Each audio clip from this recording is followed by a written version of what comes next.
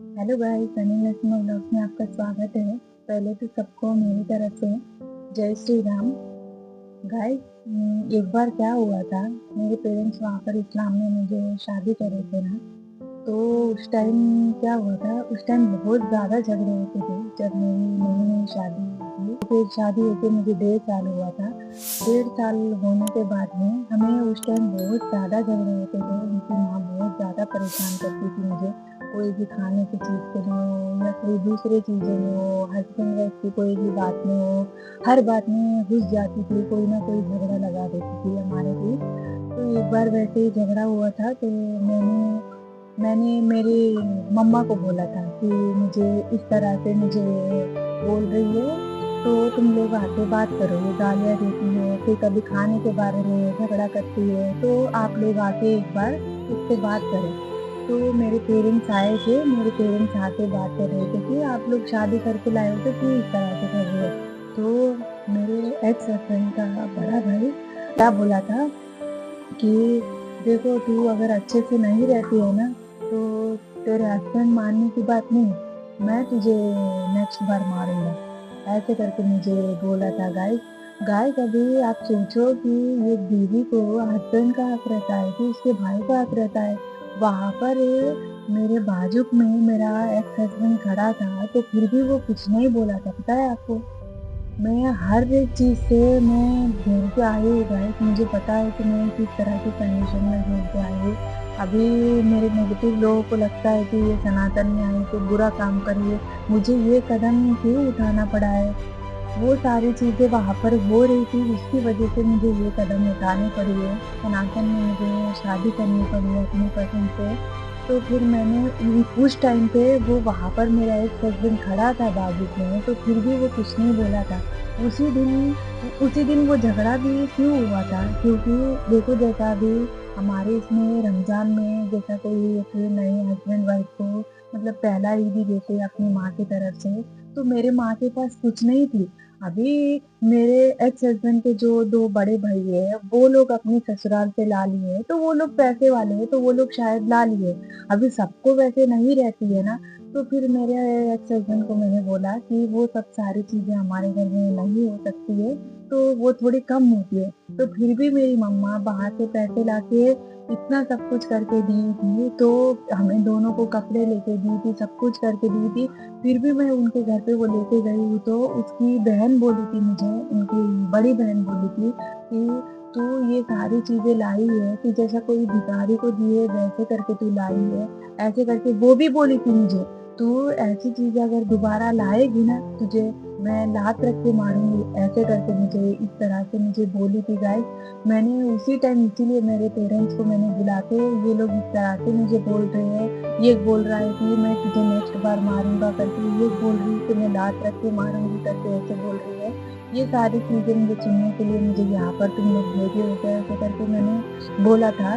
तो अभी मैं उस टाइम वहाँ पर खड़ के थी, वो भी मेरा एक्स हस्बैंड भी खड़ा था, एक बात भी नहीं बोला था। पता है आपको? अरे मेरी बीवी को ऐसे क्यों बोल रहे हो? क्या चीज़ गलत है करके बोल रहे हो?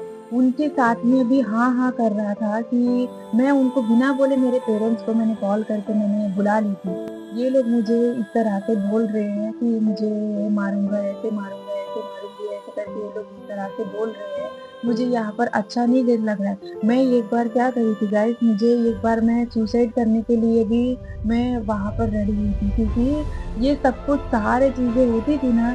मैं मेरे एक्स हस्बैंड रात को जॉब करके आता है, तो मैं उसको बोलती थी, तो वो एक ही बोलता था कि तू तो बस मैं जॉब से आता हूँ बस तू लेके बैठ जाती थी, दिन में मुझे ऐसे हो रहा है, वैसे हो रहा है, ऐसे-ऐसे करके। मेरी एक बार तबीयत बहुत ज़्यादा खराब हो गई थी। शादी होने के बाद भी 7-8 ईयर्स 7-8 महीने पहले मुझे 7-8 महीने के बाद में मुझे तबीयत खराब हो गई थी। तो पूरा मतलब बॉडी पूरी बहुत ज़्यादा वीकली हो गई थी, क्योंकि खाना एक तो बराबर नहीं था। कोई भी चीज़ से अपने मन से मैं बना के खाऊँ, मुझे अच्छे से कोई भी दे खाना, मुझे वैसे नहीं था। अभी एक दिन अगर सब्ज़ी बनाए तो आपको दूसरे दिन भी वही सब्ज़ी खानी है, तो दूसरे दिन वही सब्ज़ी इंसान कैसे खा पाएगा? तो मेरी बॉडी बहुत ज़्यादा वीक हो गई थी। उस टाइम पे फ़ीवर में भी वो कहीं जॉब करने के लिए जाके जॉब करके आया था वापस, मेरा एक्स हस्बैंड जॉब करके वापस आया था। तो मैं ऐसे ही पलंग पे लेटी हूँ, मुझे पूछा भी नहीं था कि तुझे क्या हुआ है?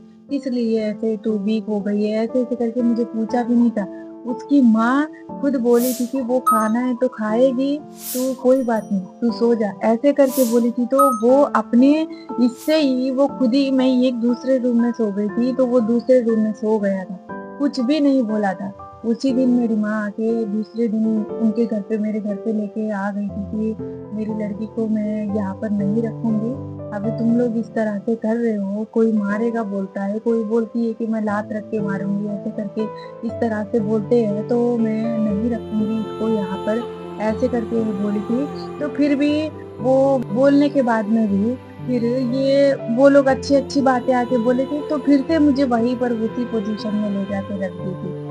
अभी इसीलिए मेरे पेरेंट्स को मैं कितना भी बोलती थी, तो वो लोग नहीं समझते थे मेरे बात क्योंकि मेरे साथ में इस तरह से हो रही है, इस तरह से हुई है, मेरी लड़की होने के बाद में भी मुझे इस तरह से हो रही है, फिर भी वो लोग नहीं समझते थे। इसीलिए मुझे ये कदम उठाना पड़ा है। अभी वो सारी चीज़ें उनको वो बातें सही लगती है, वहाँ की बातें सही लगती है, मेरे साथ में जो बुरा हुआ है, वहाँ की बातें सही लगती है। अभी मैं ये गलत कदम उठाई हूँ, तो उनको बुरा लगती है। अभी मैं यहाँ पर इतना इससे हूँ, तो मुझे आज तक कोई भी मुझे यहाँ पर 5 साल हुए, आज तक मुझे कोई भी नहीं बोले कि मैं तुझे मारूँगा, मैं तुझे देख लूँगा। ऐसे-ऐसे करके मुझे कोई भी आज तक नहीं बोले थे। मैं इसीलिए मुझे यहाँ पर रहने की मुझे खुशी होती है कि हाँ, अपने मन से एक फ्रीनेस रहती है कि हाँ, कुछ भी अगर हम लोग खरीदे और खाए, मैं और मेरे जो हस्बैंड है अभी, हम लोग कुछ भी खरीदते, खाते, कोई भी हमें नहीं पूछते कि तुम लोग क्या कर रहे हो? क्यों जा रही हो? कहीं क्यों घूम रहे हो? ऐसे करके हमें कोई हमारी लाइफ में हमें नहीं आते हैं। मुझे उसी बातों से ही अच्छा लगती है। मुझे उस टाइम वैसे बोले थे तो मैं सुसाइड करने की भी मैं जो क्या बोलते हैं वो बाथरूम में जो वो हार्पिक की फिनाइल होती है ना, वो वहाँ पर बाथरूम में थी। तो उसी टाइम मैं सोची थी कि मैं अभी मर जाऊँ क्या? ये सारी चीज़ें मेरे साथ में हो रही है तो, ऐसे करके मुझे थी। तो फिर मैंने सोच लिया कि ये लोग को मैं अपनी इससे तो मैं चले जाऊँगी, ये तो किसी और को भी कर लेगा शादी, मेरी लाइफ़ तो ऐसे ही बर्बाद हो जाएगी। ऐसे करके फिर मैंने सोच के वो काम नहीं करी थी। तो ये सारी चीज़ें वहाँ पर हो रही थी वैसी। वो सारी चीज़ें अभी मुझे याद करके कोई फ़ायदा नहीं है, पर फिर भी जो मेरी जो नेगेटिव परसेंट लोग हैं, वो लोग मुझे नेगेटिव मैसेजेस करते हैं, उनको भी पता चलनी चाहिए कि मेरे साथ में क्या-क्या हुआ है। क्योंकि अभी देखो यहाँ वहाँ पर जिस तरह से मुझे हुआ है, वहाँ पर मैंने कितने साल गाए, जब मुझे वहाँ पर मैं 9 साल थी, जब मुझे स्टार्टिंग में शादी हुई थी, मैं 2-3 साल तक तो मैं इसी सारी कंडीशनों में ही मैं रही थी। कोई भी मेरा नहीं सुनता था, मेरे पेरेंट्स को बोलूँ, वो लोग भी थोड़ा-सा झगड़ा होता था, तो फिर से वो सॉल्व करके फिर उसी घर में मुझे भेज देते थे। मैं खाने के लिए भी मैं डरती थी कि मैं खाऊँ कि ना खाऊँ, क्योंकि अभी मेरे एक्स हस्बैंड को माँ को मैं कुछ भी पूछती थी ना, उनके लड़के को वो सुबह-सुबह गरम-गरम बना के वो भेज देती थी। मुझे अगर देखो, जैसा हमें कोई चावल में दही मिला के खाए खाना, वो अभी वो इंसान छोड़ के चला जाता है, थोड़ा-सा रह गया चला जाता है। वही खाना आपको 2 घंटे के बाद में खाओ करके बोले तो वो दूसरा इंसान कैसे खाएगा? उसकी भी कोई ये रहती है ना कि ये खाना मैं कैसे खाऊँ ऐसे करके, वो इस तरह से बोलती थी, "वो तो तेरे हस्बैंड का ही खाना है ना, 2 घंटे हो गए तो भी क्या हुआ तुझे? तू खा ले।" ऐसे करके बोलती है। यहाँ पर मेरी सनातन की सास मुझे कुछ भी मैं रात को बनाती हूँ, अगर वो कोई दूसरे दिन वो चीज़ रह गई है, तो मुझे क्या बोलती है, "अरे नसीमा वो चीज़ तुम क्यों खाते हो? अरे रात का बनाया हुआ है तो रहने दो कोई बात नहीं, कोई अच्छा बना लो, क्योंकि अभी वो रात की रहती है तो वो खराब रहती है कि क्या रहती है पता नहीं, तो वो चीज़ वैसे क्यों खाते हो? ऐसे करके मुझे यहाँ पर समझाती है। वो वहाँ पर बोलती थी कि मुझे तुम ये क्यों छोड़ी हो?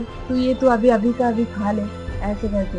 तो इसीलिए मुझे सनातन में आके इतनी खुशी होती है कि मेरे जो अभी सनातन सास है, ससुर है, जो मेरे जेठ है, देवर है, सारे लोग मुझे ये कि इनके घर में जो मतलब मैं पहले से ही इनकी जो रिलेटिव वो ऐसे करके ये लोग रिलेटिव से आई है हमारे घर से ऐसे करके ये लोग मुझे इस तरह से देखते हैं।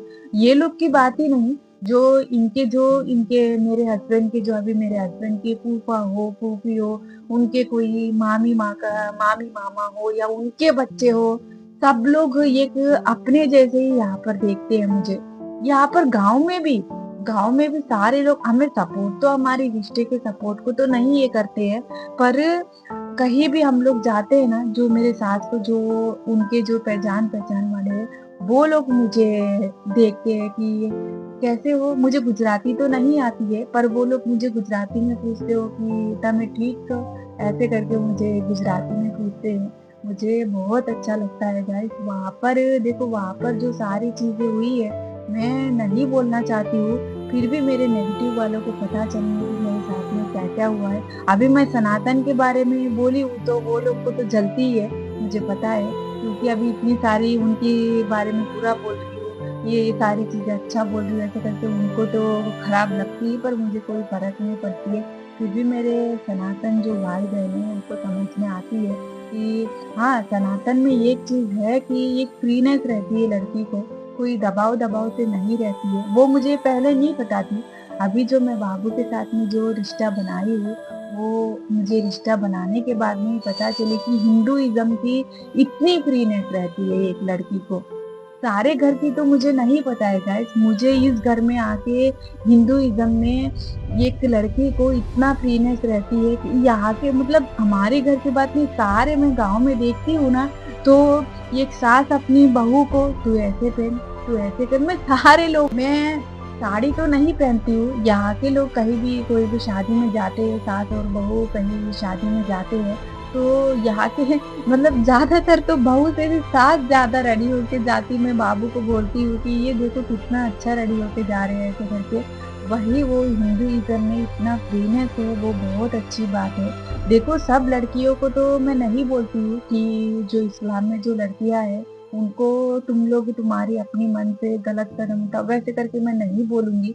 मेरा जो है, वो मैं आपको बता रही हूँ कि मुझे इतना अच्छा है यहाँ पर ऐसे करके। क्योंकि वहाँ पर जितना दबाव-दबाव से था, मुझे यहाँ पर इतना अच्छा लगता है, इतना पीने से, इसीलिए मेरी लड़की को मैं इस सनातन में लाने के लिए बोल रही हूँ। वो लोग मेरे पेरेंट्स मेरी लड़की को वो लोग इस्लाम में करना चाहते हैं उसको शादी, पर उसकी लाइफ कैसी रहती है इस्लाम में क्या पता? मेरे जैसे ही अगर हुई तो मैं उसको क्या करूँगी? मैं उसको कुछ नहीं कर पाऊँगी ना, इसीलिए यहाँ पर सनातन में लाने के लिए मैं देख रही हूँ। इस सनातन में मैं लाऊँगी उसको, यहाँ पर शादी करूँगी, वो आएगी थोड़े दिन में वापस, हमें भरोसा है, भगवान पे भी भरोसा है। तो आपको ये वीडियो अच्छा लगा तो लाइक करना, शेयर करना, हमारे चैनल को सब्सक्राइब नहीं करिए तो प्लीज़ सब्सक्राइब कर लेना। आप हमें इतना सपोर्ट कर रहे हो गाइस, अभी आगे-आगे भी ऐसे ही सपोर्ट करते रहना। क्योंकि हमारी जो सारी लाइफ की फीलिंग्स पूरी आपके साथ में हम लोग शेयर करते हैं, तो हमें ऐसे ही सपोर्ट करते रहना। सबको मेरी तरफ से